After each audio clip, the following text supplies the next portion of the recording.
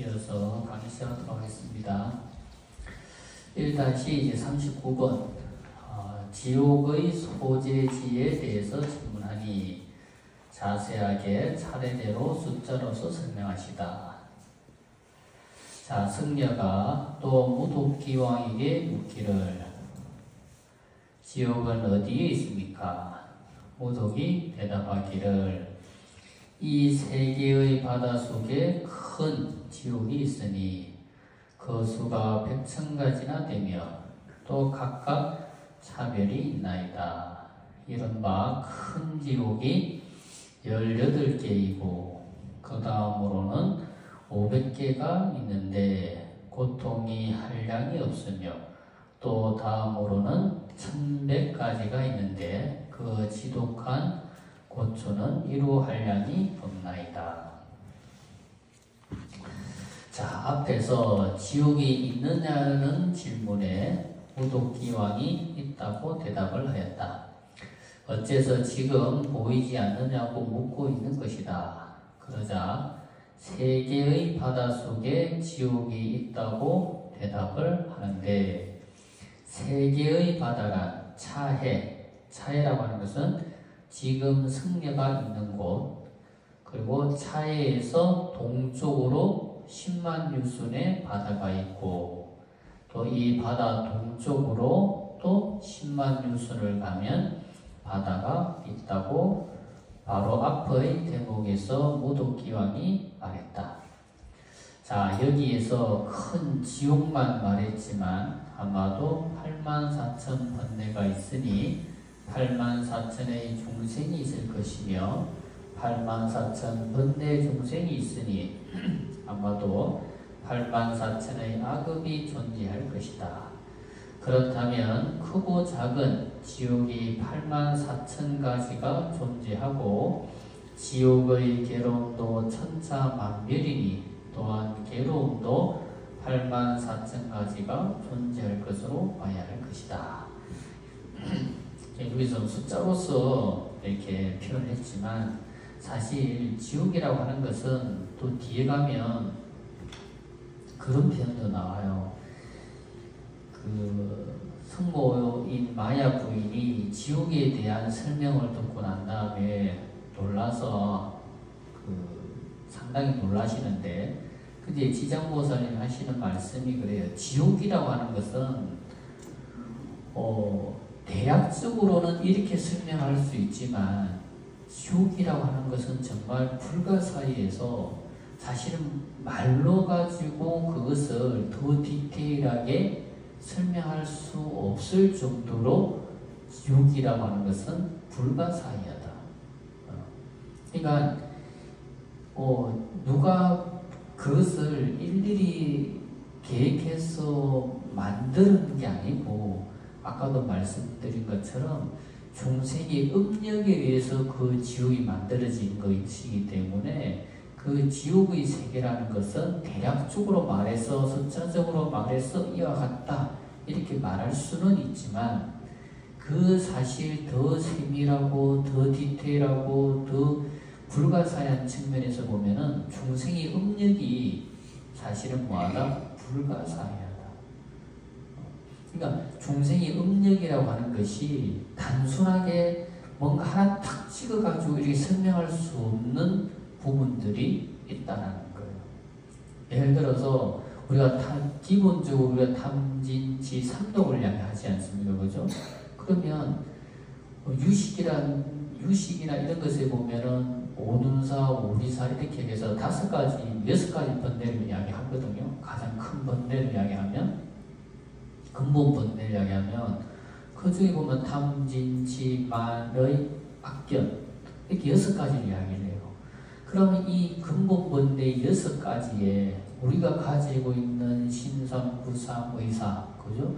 입으로 짓는 구업 4가지, 몸으로 짓는 업 3가지, 그리고 뭡니까? 뜻으로 짓는 3가지, 이런 것들이 단순하지가 않잖아요. 사람이 생각이라는 것이 단순하지가 않잖아요. 사람의 생각이라는 것이 느낌, 감정, 또 생각, 그 생각 안에도 또 다양한 또 과거적인 생각, 미래적인 생각, 현재적인 생각, 이렇게 생각이라는 것도 다양하거든요. 그렇기 때문에 이런 것이, 이런 생각과 업력과 힘들이 이게 종과 행으로 과거, 현재, 미래로 이렇게 종행 연결되기 시작하면 그 업력이라고 하는 것은 정말 불가사의한 측면이 있는 거예요. 중생이 업력이 불가사의하기 때문에 지옥의 숫자도 정말 불가사의하게 설명할 수 없을 정도로 많게 된다.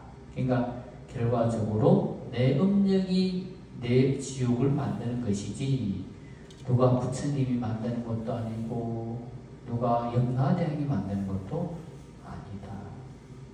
그래서 우리가 탐진지 삼독, 자신의 탐진지 삼독이라 하더라도 이것을 선업이 될 수 있도록 써야 되는 거고, 내 입으로서도 내 입이고 내 마음이고 내 몸이라 하더라도 이것을 선업이 될 수 있도록 사용해야 되는 거지, 악업이 되게 사용한다거나 내 탐진지 삼독이라고 하는 마음도 악업이 되게 사용을 하게 되면은 그것이 얽히고 설켜서 만들어지는 악업이라는 것은 그 악업의 숫자가 얼마나 된지 우리도 알 수 없는 거고, 그 악업의 숫자에 의해서 내가 다음 생에 받아야 되는 과거의 세계가 만들어진다고 생각해 보세요. 얼마나 끔찍하겠어요, 그죠? 그래서 우리 친구의 이 삼업을 잘 선업이 되게 사용을 해야 된다. 자, 1-40 어머니가 어디에 태어났는지 성녀가 물으니 효행이 본래부터 마음속에 갖추어져 있어서이다. 먼저 어머니가 어떤 업을 지었는지 조사하다. 자, 승려가 무독기왕에게 또 묻기를 저희 어머니가 돌아가신 지가 얼마 되지 않았사오나 혼신이 어느 곳으로 갔는지 알 수가 없나이다. 우리 어머니가 죽고 난 다음에, 그죠? 죽은 혼이 어디로 갔는지 도저히 알 수가 없습니다. 이렇게 질문했어요. 그러니까 기왕이 승려에게 묻기를 보살의 어머니는 생전에 어떤 행업을 지었나이까. 그러니까 인도라고 한 나라는 4가지 계급이 존재하는 사회인데, 그러니까 살아있을 때는 계급이라는 것이 필요했지만 죽고 난 다음에 지옥에 가서는 고귀한 계급이라고 한들 천한 계급이라고 한들 그것은 아무 소용이 없다. 살아생전에 무슨 말을 하고 무슨 행동을 하고 어떤 생각을 하고 살았는지가 중요하지, 살아생전에 있을 때 그런 계급이라고 하는 것은 중요하지가 않다. 살아생전에 내가 어느 집에 살고 무엇을 입고 무슨 차를 타고 무엇을 먹다, 이거 중요한 게 아무것도 아니라는 거예요. 살아생전에 내가 어떤 생각으로 살고 내가 평소에 어떤 말을 하고 살고 내가 평소에 어떤 행동을 하고 살았냐가 중요할 뿐, 살아있을 때 가지고 있던 보이지 않는 배경이라고 하는 것은 아무것도 중요한 것이 아니더라는 거예요. 그러니까 살아생전에 우리말로 쉽게 말하면 이거예요. 살아생전에 당신의 어머니는 행실이 어땠습니까? 이 말이랑 마찬가지인 거예요. 무슨 말을 하고 어떤 행동을 하고 살았습니까? 이 말인 거예요. 자, 승려가 대답하기를 나의 어머니는 소견이 삿되어서 선보를 비방하여 헐뜯었고 서로 잠깐 믿다가도 이내 곧 공경하지 않더니 돌아가신 지 얼마 되지 않았으나 어느 곳에 태어나신 줄 알 수가 없나이다. 그러니까 승려는 어머니가 지옥에 갔을 거라고는 짐작을 하는 거죠. 그러니까 어머니가 살아생전에 소견이 삿되다. 그러니까 어머니가 생각이 항상 바르지 못했다라는 거잖아요. 그죠? 그리고 항상 공경의 대상으로서의 삼보를 늘 비방하고 헐뜯었고, 그 잠깐, 그죠? 진실하게 믿다가도 다시 공경하지 않고, 그리고 늘 살아생전에 악업을 지었으니 우리 우리 어머니가 갈 곳은 지옥밖에 없을 것이다 라고 생각을 했는데 도대체 어느 지옥에 떨어졌는지는 알 수가 없다라는 거예요. 자, 설명을 보면 여기서 무독기왕이 보살의 어머니는 생전에 어떤 행업을 지었나이까? 라고 묻고 있다. 여기서 우리가 생각해 볼 것이 있는데 우리의 일반적인 상식은 보살의 어머니는 어떤 분입니까? 라고 묻는 것이 상식이다. 하지만 귀양은 일반적인 상식에서 벗어나서 묻고 있다. 살아생전에 어떤 행업을 하였냐고 묻고 있는 것이다. 현재 우리의 삶과 우리의 모습은 재산이 얼마나 있는가, 학벌이 어떻게 되는가, 지혜가 어떤가로 우리의 모습이 대변되고 있다. 이것의 문제는 그 사람의 학벌, 재산, 지위, 명예로 사람을 판가름하는 데서 문제가 발생하는 것이다. 자, 학벌이 좋고 재산이 많고 지위가 높고 명예가 높으며 좋고 훌륭한 사람으로 인식한다는 것이다. 학벌, 재산, 지위, 명예가 높다고 해서 그 사람의 인격이 꼭 좋다고 볼 수는 없다. 우리 불자는 이와 같은 것으로 그 사람의 인격을 구분해서는 안 되고 기왕이 말한 것처럼 그 사람의 행위로서 그 사람의 품격을 헤아려 보아야 한다. 행위가 아름다운 사람이 진실로 아름다운 사람이다. 행위는 무의식적인 언어인데 말은 의식적으로 꾸밀 수 있지만 무의식적인 행위를 의식으로 완전히 통제할 수는 없다. 무의식의 언어야말로 진정한 언어이며 이것이야말로 우리가 보고 구별해야 할 유일한 기준이다. 지금 그 사람의 행업이 어떠한가로 구분해야 할 것이다. 그래서 이 저승이라고 하는 세상, 우리가 죽어서 재판받는 곳이라고 하는 그 영락국이라고 하는 세상에서는 우리가 무슨 생각을 하고 살고 무슨 말을 하고 살고 어떤 행동을 했느냐만 가지고 판가름할 뿐, 내가 전생에 그저 어떤 사람이라고 하는 것은 아무런 소용이 없다는 거예요. 그래서 우리가 가장 중요시 여겨야 되는 것은 부처님도 그런 말씀을 하셨어요.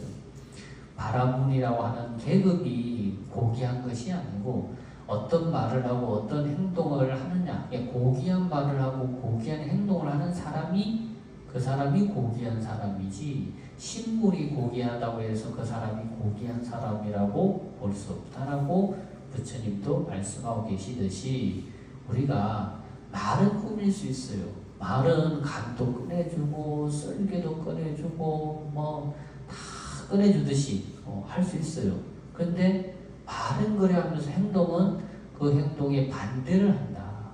그러면 그 행동을 우리는 그 사람이 말은 그렇지만 행동이 반대라면 그 행동이 어디 보면 그 사람이 진짜 진실한 말이다. 이렇게 볼 수가 있다는 거예요. 그래서 영락국에 가니까 딱 질문이 이거라는 거죠. 그대의 어머니는 생전에 어떤 행업을 지었습니까?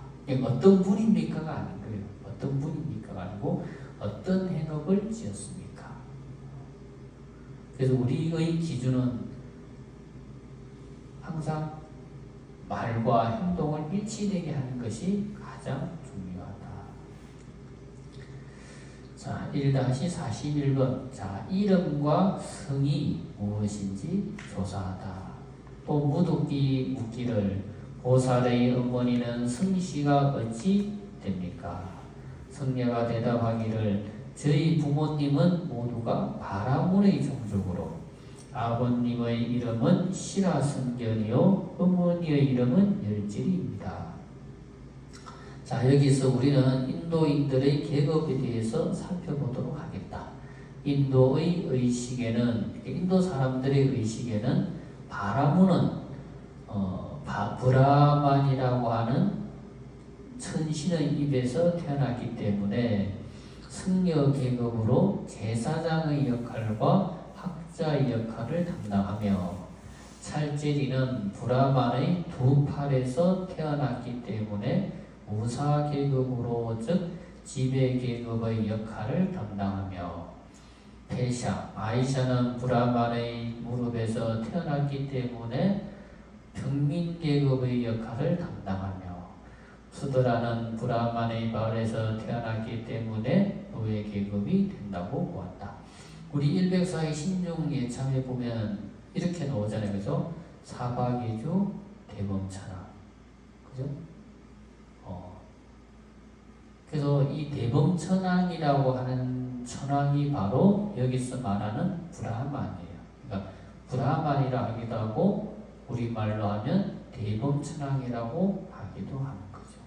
우리 앞에서 보면 사선 8정에서 두 번째 선, 그죠?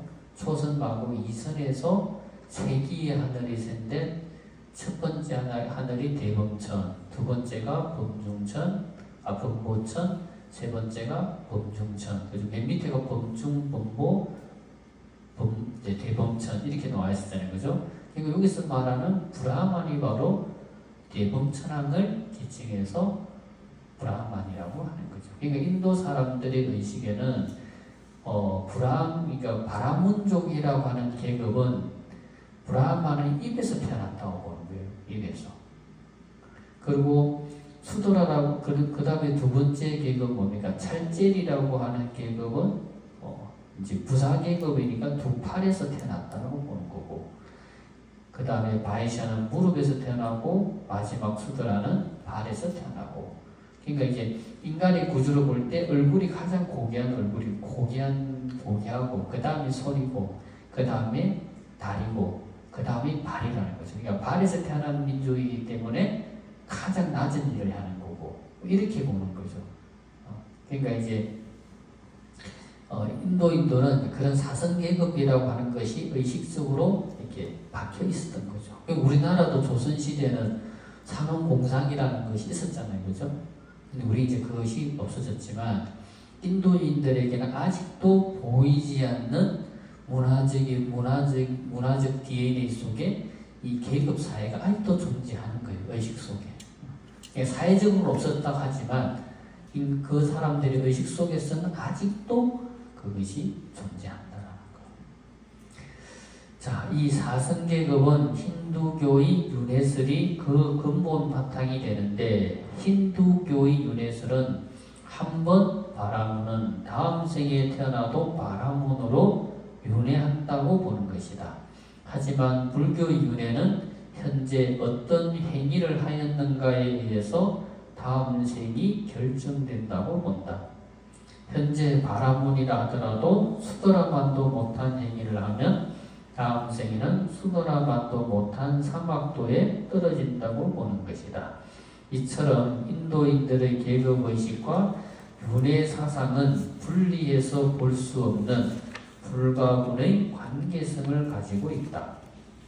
그래서 힌두교에서는 사선계급을 인정했고 지금도 사선계급이 존재하고 있는 것이다.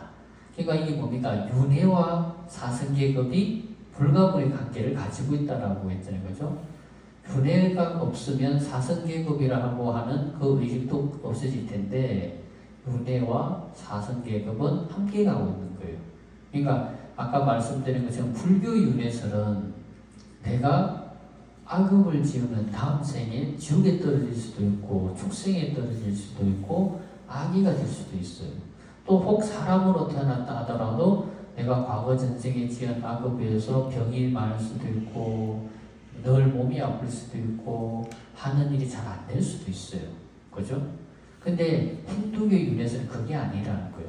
한 번 바라문으로 태어난 사람은 살아생전에 어떤 악업을 하더라도 그 사람은 다음 생에 태어날 때 또 뭘로 태어난다? 또 바람으로 태어난다. 이렇게 보는 거예요.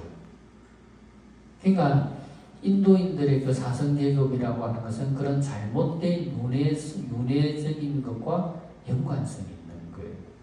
그러니까 그게 안 바뀌는 거예요.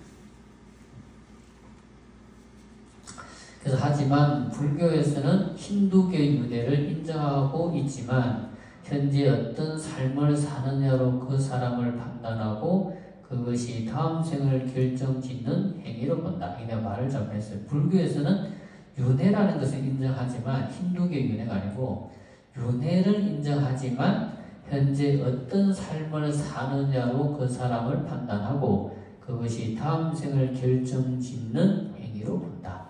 그래서 인간계급 즉 사성계급을 인정하지 않는 것이다. 그래서 불교에서는 사성계급을 인정하지 않는 거예요. 그러니까 이제 힌두교와 불교의 차이점이 뭡니까? 똑같은 윤회설을 인정을 하는데 힌두교의 윤회설은 사성계급과 연관지어서 윤회설을 인정을 하는 거예요. 그러니까 한 번 바라보는 다음 생에 태어나도 또 바람으로 태어난다. 한 번 찰제리는 다음 생에 태어나도 또 찰제리로 태어난다. 한 번 바이샤는 다음 생에 태어나도 또 바이샤로 태어난다. 한 번 수도라면 다음 생에도 또 수도라로 태어난다. 라고 하는 윤회설을 가지고 있는 거고 불교의 윤회설은 다음 생의 결정은 현재 생에서 어떤 행위를 하느냐에 따라서 다음 생이 결정이 되는 거지 현재의 계급이 다음에 그대로 이어진다고 보는 것은 아니라는 거예요. 그러니까 계급을 인정하지 그래서 불교에서는 계급을 인정하지 않는 거예요. 오로지 뭐다? 윤회를 인정하는데 윤회가 어떤 행위를 하느냐가 다음 생이 결정된다라고 본다라는 거예요. 1-42번 자, 과보가 다해서 이미 천상에 태어나다. 우독기왕이 합장하고 보살에게 고하여 말하기를 원컨대 성녀께서는 집으로 돌아가시고 너무 슬퍼하거나 근심하지 마옵소서. 죄인이었던 열제리는 천상에 태어난 지 벌써 3일이나 되었나이다.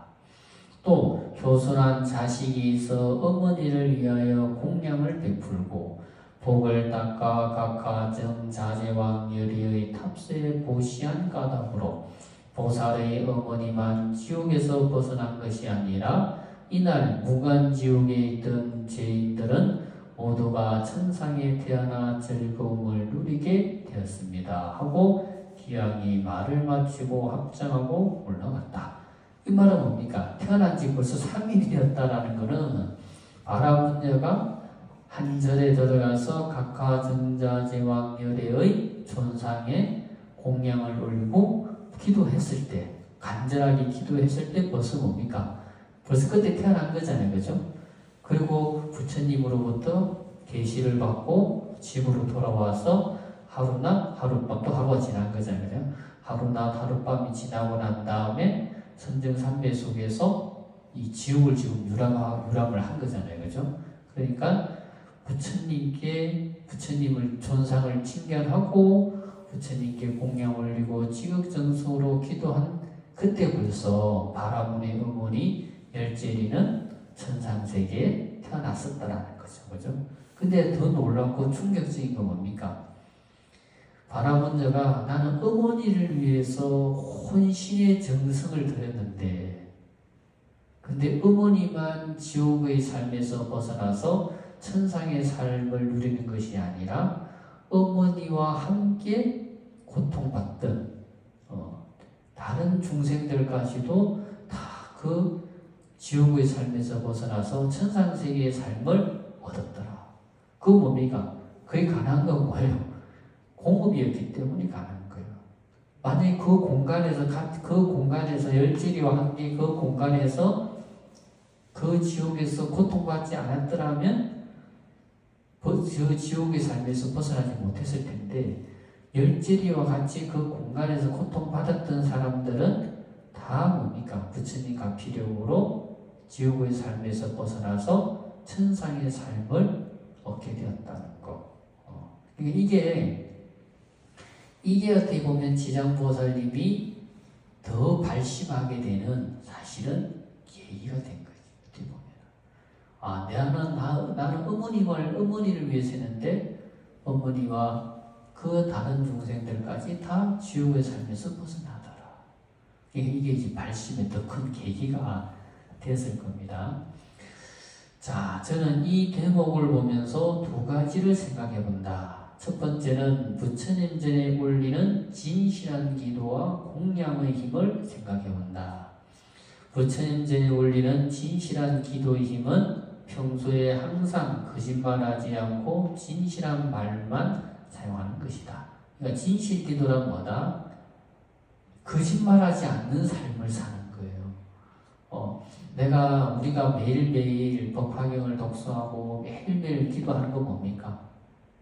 내가 좀 진실한 말을 사용하면서 살겠다라는 거예요.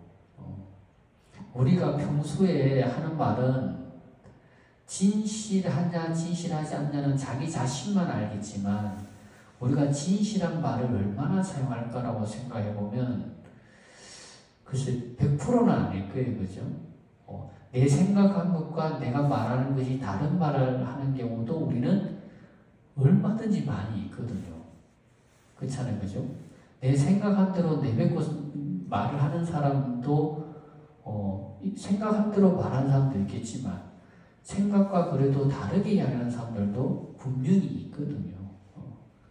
그렇다고 해서 꼭 생각한 대로 말하는 게 다른 말은 아니에요. 아닌데 그래도 우리가 살면서 얼마나 진실한 말을 많이 하고 사느냐 입장에서 본다면 그래도 우리가 진실한 말을 많이 사용하기보다는 그래도 내 생각과 말이 괴리된 말을 하는 경우가 더 많을 거다. 그럼 우리가 경전을 독송한다는 거 뭡니까? 그만큼 내가 진실한 말을 많이 하기 위해서 우리가 경전을 독송한다.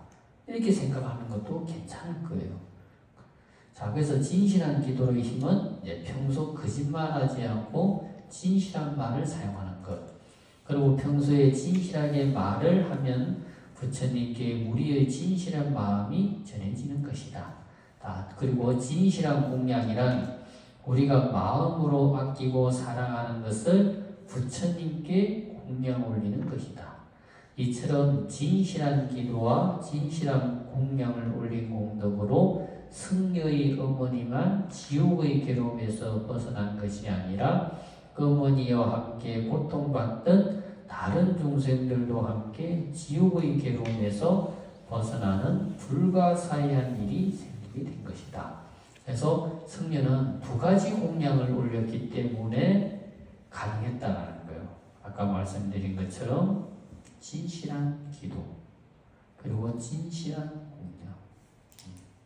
그러니까 어머니를 위해서 이 바람문제가 뭘 했습니까? 모든 집안의 재산을 다 정리해서 오로지 어머니를 위해서 그러니까 어머니를 위해서 어머니에게 물려받은 재산을 오로지 어머니를 위해서 모인 거예요. 다 어머니를 위해서 썼잖아요. 그죠?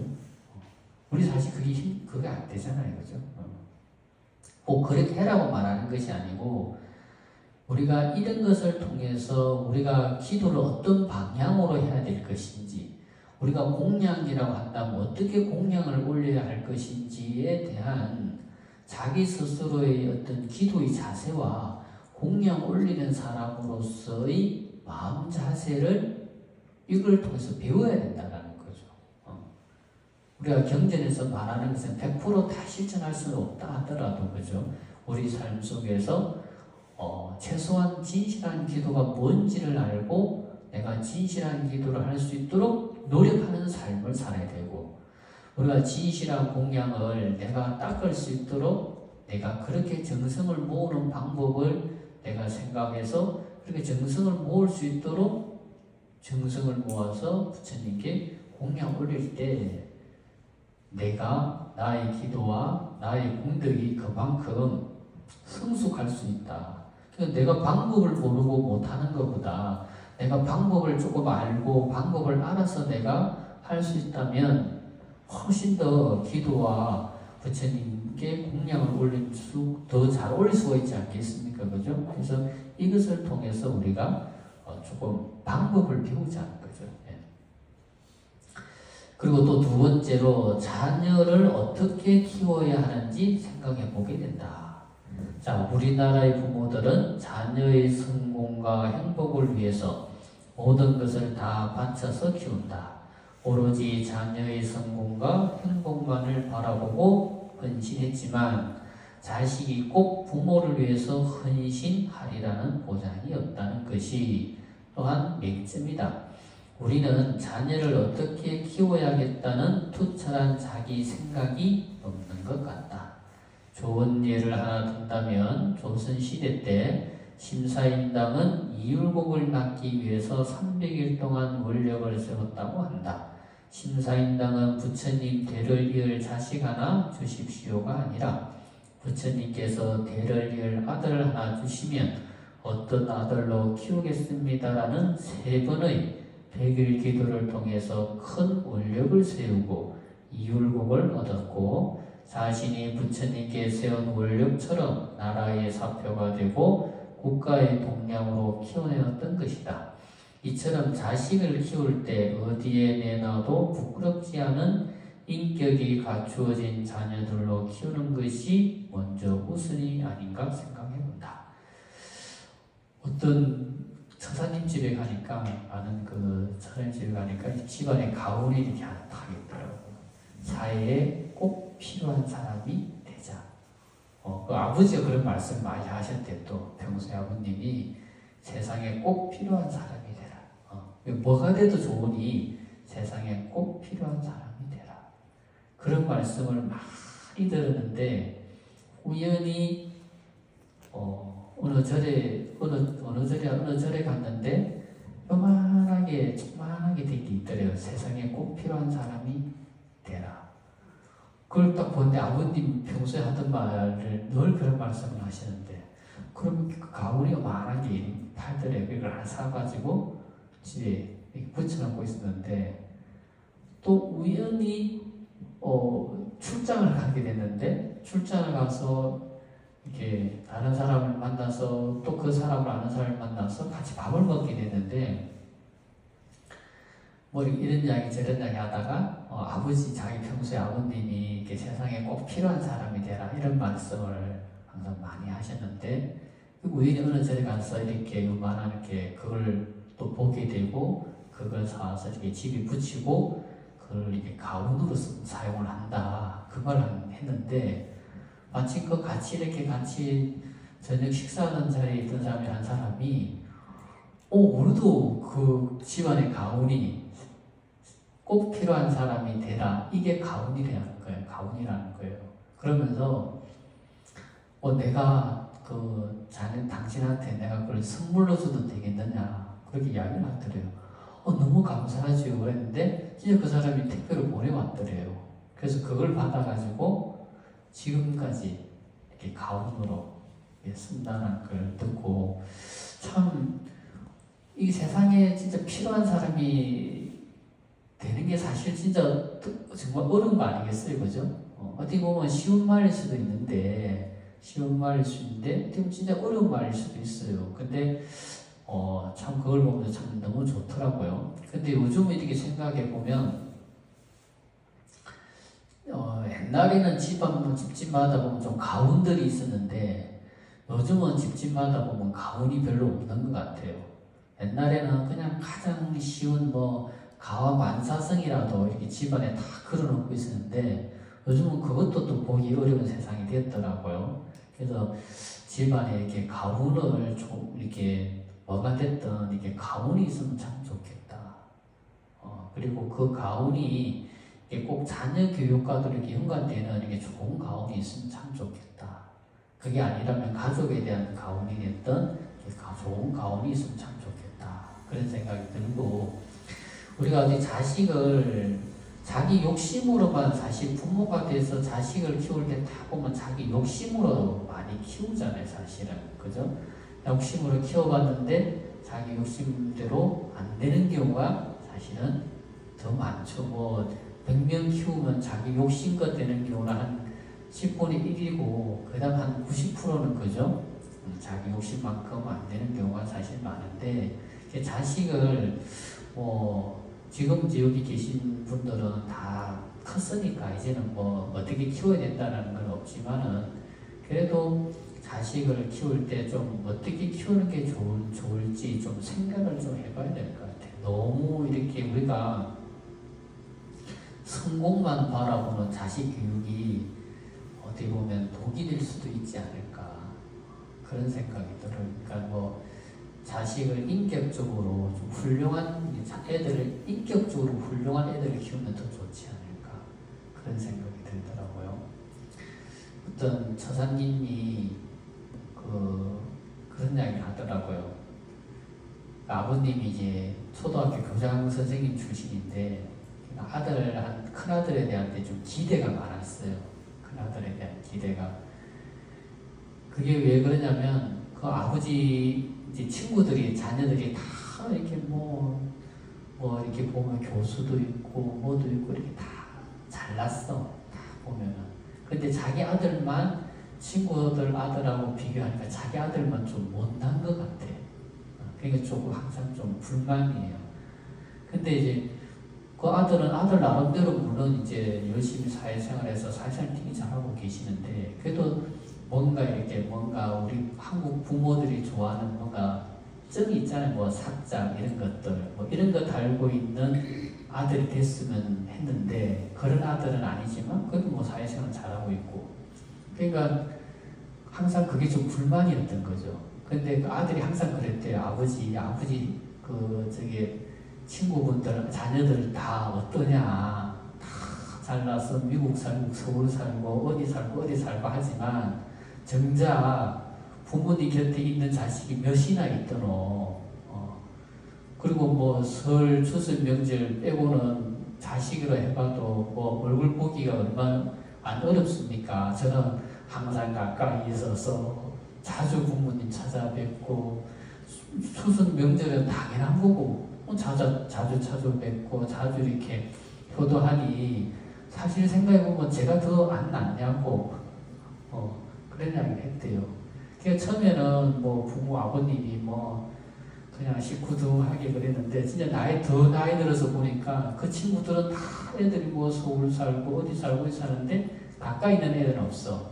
그 얼마나 힘들고 좀 외롭잖아요. 근데 그래도 같이 대구지 같이 있고 맨날 자주 보고 맨날 자주 찾아오고 하니까 차라리 그게 더 낫다라는 거 이야기 하더라는 거죠.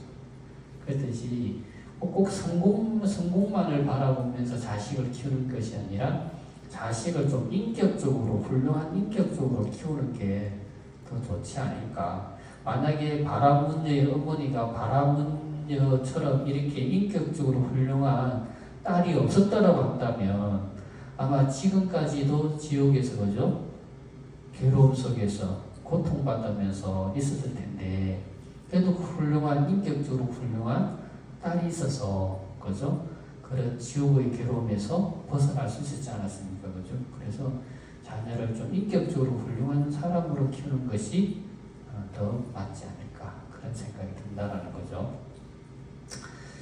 자, 그 다음에 지금 여기의 열제리는 인격이 갖추어진 딸 하나 잘 둔 덕으로 삼악도의 괴로움에서 벗어나고 자신만 악도에서 벗어난 것이 아니라 수많은 중생들까지 제도되는 것을 보면서 한 사람의 전인적인 인격자가 있고 없고의 차이가 금방 눈으로 나타나지는 않는다고 해도 이런 사람이 있을 때 우리가 살고 있는 세계에도 영향을 받고 눈에 보이지 않는 세계까지도 영향을 미치며 심지어는 시방세계 중생들에게까지도 영향을 미친다는 사실을 명심하고 우리의 자녀들을 지장보살님의 전신이 성녀처럼 집에 들어오면 부모와 조상에게 효순하고 나아가서는 윗어른을 공경할 줄 알고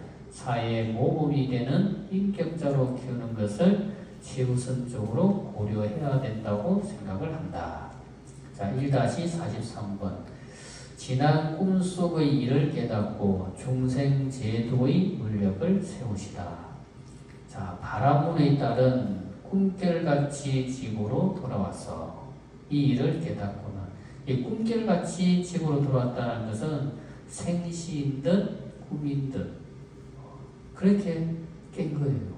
어떻게 보면 꿈 같기도 하고 어떻게 보면 정말 생시 같기도 하고 그런 상태가 꿈결같이 집으로 돌아와서 이 일을 깨닫고는 바로 각하 전사제왕 열애의 탑과 존상 앞에서 큰 서원을 세우기를 바라옵건대 저는 미래급이 다하도록 제업으로 계롱을 받는 중생들이 있다면 마땅히 널리 방편을 베풀어서 해탈시키겠나이다 라고 하였다.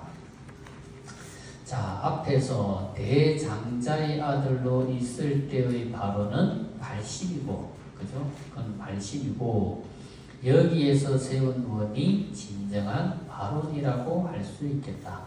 여기의 발언에서 사홍서원의 발언이 모두 나왔다.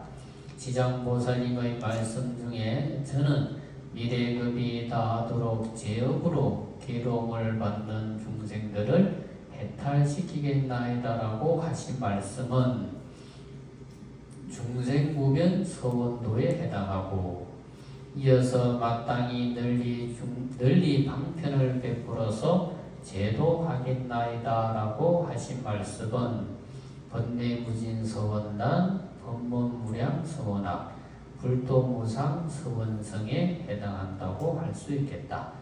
지장보살님이 세운 발언을 보면 우리가 어떠한 잘못을 한다고 하더라도 지장보살님은 사바세계의 중생들을 하나도 빠짐없이 지옥에서 구원해 주시겠다고 말씀하고 계신다. 자, 1-44번 고금을 결론지어서 회통하시다. 부처님께서 문수사리보살에게 말씀하시었다. 그때의 기왕인 무덕은 지금의 제수보살이고 그때의 바라문의 딸은 바로 지장보살이니라. 자, 옛적의 무독이라는 이름은 자비로서 근본을 삼았음을 알 수 있으며 지금의 이름은 제수보살이니 육바라밀 중에서 제시가 처음이 되니 제시라는 것은 재물보시를 말하는 거예요.